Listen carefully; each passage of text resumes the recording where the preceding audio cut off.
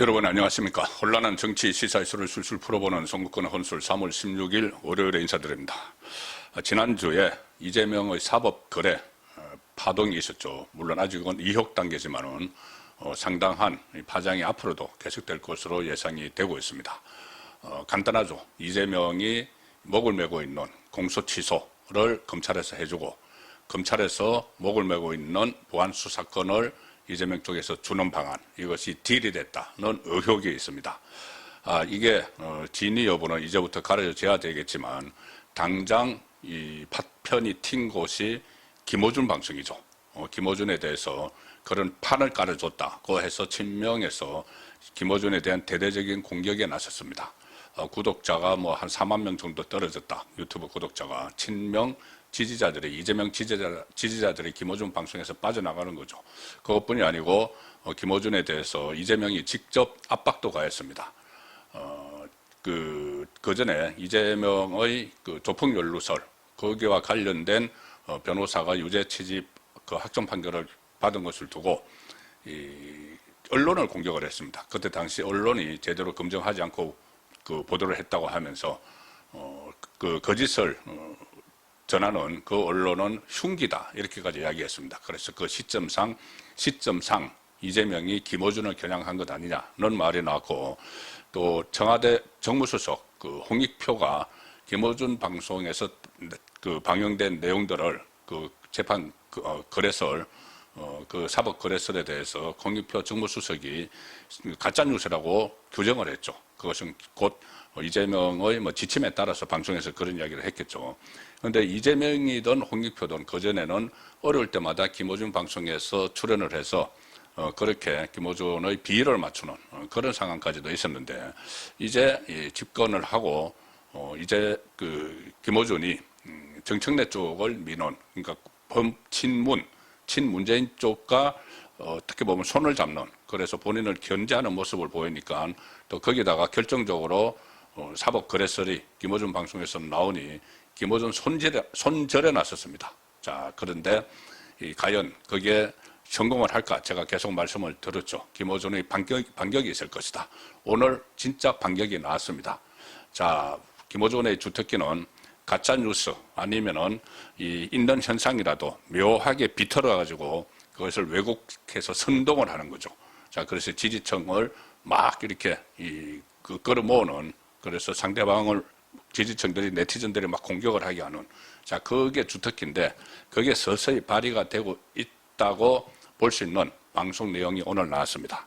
자, 이 파동이 있고 나서 오늘 방송 내용, 김어준의 방송 내용이 어떤 것일지 상당히 궁금했는데, 좀 우회를 하면서 이재명과 일종의 전면전을 선포를 하는, 자, 그런 발언들을 했습니다. 자, 어떤 이야기냐 하면은 지금 그 계속 김어준이 이재명을 공격을 할 때 김민석을 치죠. 왜냐하면은 김민석이 이재명이 국무총리를 시키고 그 다음에 자기 이재명을 후계자로 삼으려고 하는 것 아니냐, 이런 인식도 있고, 또 자기 당권에서 김민석과 김어준이 지지하는 정청래가 다시 맞붙을 가능성이 있으니까 계속 김민석에 대해서 이런저런 시비를 걸어서 흠집을 내는 시도를 하고 있는데, 오늘 그것이 연장전이 또 나왔습니다.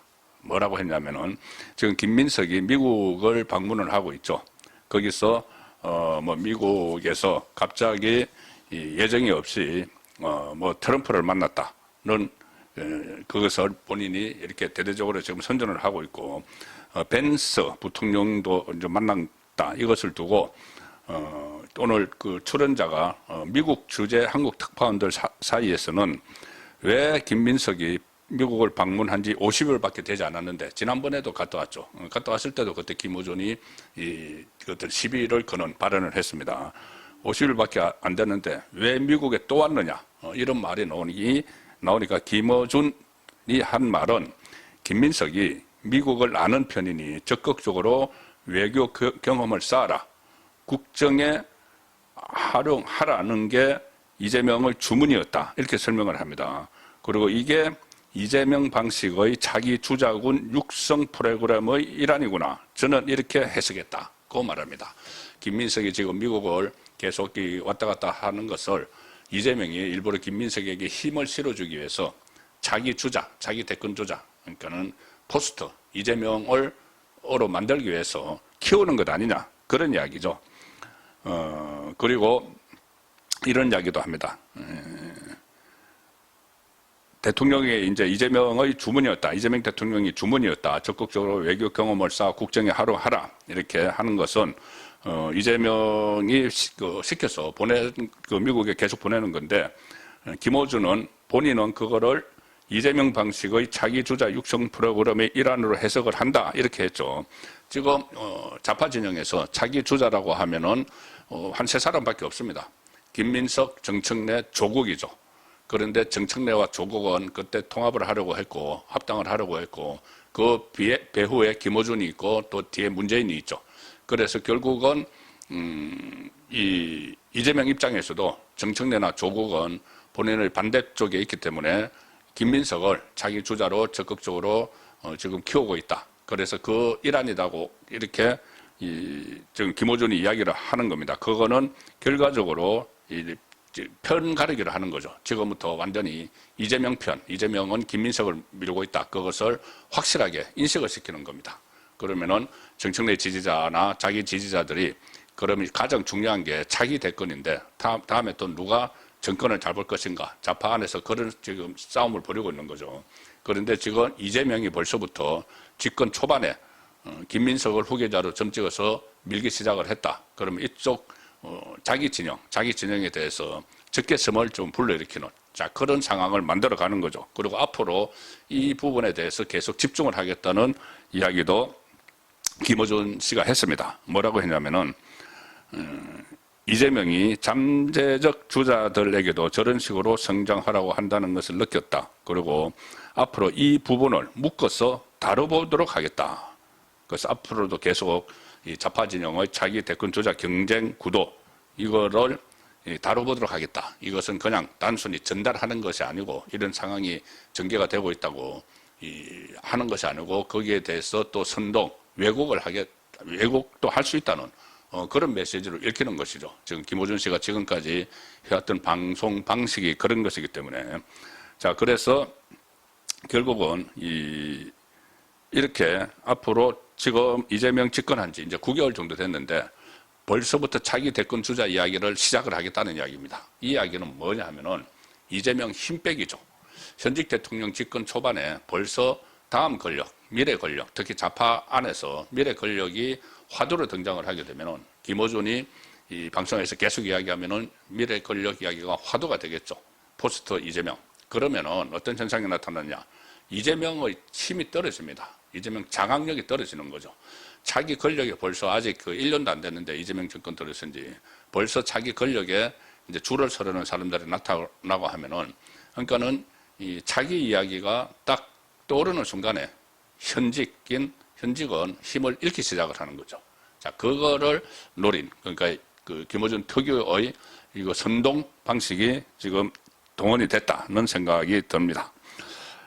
이 부분을 앞으로 그러니까 자기 문제를 묶어서 다뤄보도록 하겠다. 이렇게 한 것은 사실상 일종의 전면전, 선동 이것을 시작하겠다는 그 선언이 되는 것이죠. 그래서 이재명의 그 손절 씨도 그리고 이재명뿐이 아니고 뭐 정무 수석도 그렇고 또 민주당 친명계 의원들이 앞으로 김어준 방송에 나가지 않겠다 이런 이야기도 했죠.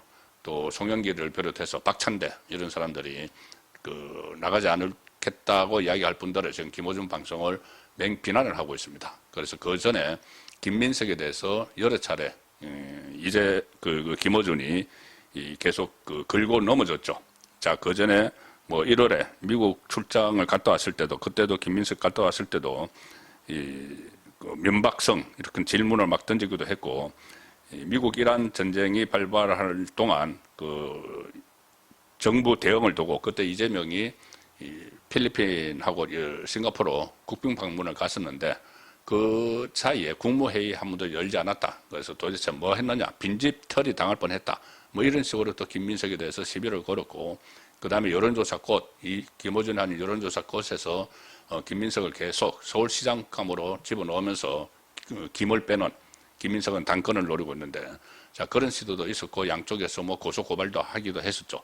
그런데 이 상황, 이제 이재명과 전면전을 펼쳐야 되는 상황이 됐는데 당장 이재명을 직접적으로 공격을 하기는 좀 부담이 있으니까는 지금 단계별로 이재명을 옥죄어가는 그런 전략을 사용을 하고 있는 것 같습니다. 이재명의 다음 대통령으로 생각하는 사람이 김민석이다.